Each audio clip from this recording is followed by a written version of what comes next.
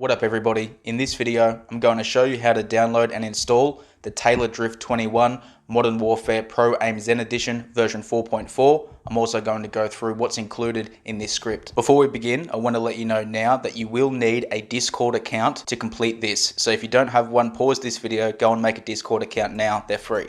Let's go. The first thing you'll need to do is go to the description of this video and click on the invite link to the Modern Warfare Zen Edition Discord server. Once you're in the Discord, you will then need to go to the channels on the left hand side, scroll down to where you see TAYLORDRIFT21 scripts, and below that you will see scripts download, and you'll need to click on that. Once you're in there, you'll see the download links for a few different scripts, but the one that we're focusing on today is this one here, the Modern Warfare Pro Aim Zen Edition version 4.4. You need to click on that one to start the download. Once that's finished downloading, you can close Discord or minimize it, whatever you like to do. The next step is to get your Cronus Zen and plug it into your computer. To do this, you'll need to use the mini USB cable.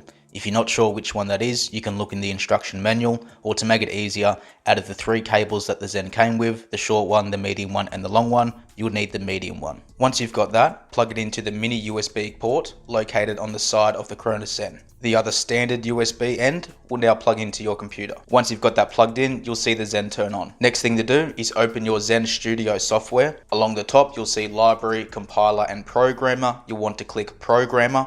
Once you're in the programmer, out of the icons on the left hand side, you'll need to click the top one, which is the file directory. Now what you'll need to do is go to the right hand side, scroll through those folders and find that folder that the script has downloaded into. Since we've just downloaded it, for most people it should be in your download folder. Once you've located the script, it's as simple as dragging that script onto one of the empty slots available on the Zen. After this, you then come back over to the icons on the left hand side and click the one that looks like a play button, which is program device, and that's going to save the script to the device.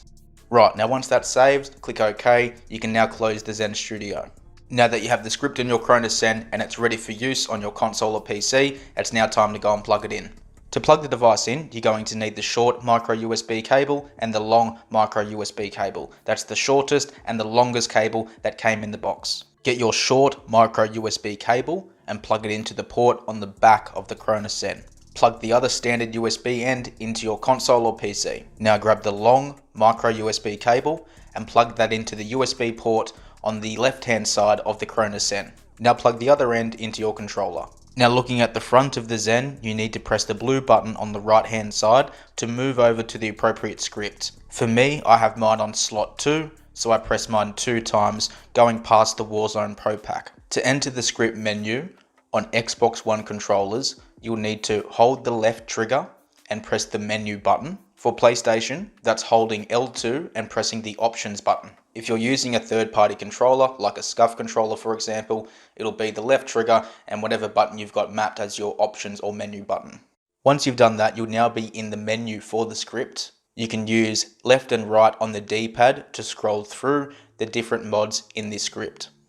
Included in this script is Legacy AR, which is a basic anti-recoil, Progressive AR, which is a more advanced anti-recoil, Rapid Fire, which will turn semi-automatic guns into automatic guns where you just need to hold down the fire button, Dog's Triple, which is an aim assist mod, Taylor Assist, another aim assist mod, Sticky Aim, yet another aim assist mod. There's also stuff like auto hold breath for snipers, so when you're ADS, it automatically holds your breath for you. You've got your drop and slide mods like slide cancel, bunny hop, etc. There's also quick scope and easy armor plate mods as well. If you play with flip triggers or a different controller layout, those settings are also in the mod menu for you as well. Now to turn any of these mods on, all you need to do is press up on the D-pad. As you can see here, I press up, it turns Legacy AR on. You press down on the D-pad to turn it off. That's the same for all the other mods as well. Press up on the D-pad to turn them on, down on the D-pad to turn them off. The only one that's a little bit different is your drop and slide mods. You can press up or down, it will just scroll through the different ones that are available in there.